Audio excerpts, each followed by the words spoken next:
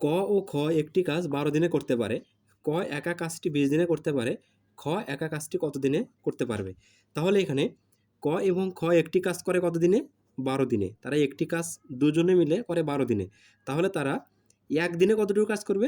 একদিনে করবে হচ্ছে 1/12 অংশ। আবার ক একা 20 দিনে করে একই কাজ। তাহলে একদিনে 20 দিনে যদি একটি কাজ করে, তাহলে একদিনে ক একা করবে হচ্ছে 1/20 অংশ। তাহলে একদিনে দুজন মিলে করে 1/12, আর একদিনে একা করে হচ্ছে 1/20।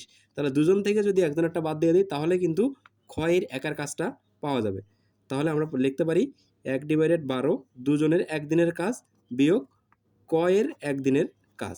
তাহলে আমরা লিখতে পারি 20 গুণন 12। তাহলে আমরা লিখতে পারি 20 মাইনাস 12। তাহলে কত হবে?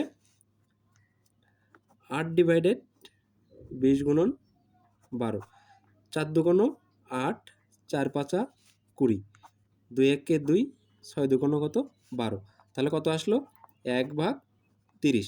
অর্থাৎ 1/30 অংশ এই খ একদিনে করবে। তাহলে খ একদিনে যদি 1/30 করে, তাহলে সে পুরো কাজটা করবে কত দিনে? এটাকে উল্টে দিলেই হবে 30 দিনে। তাহলে উত্তর কত হবে? 30 দিন।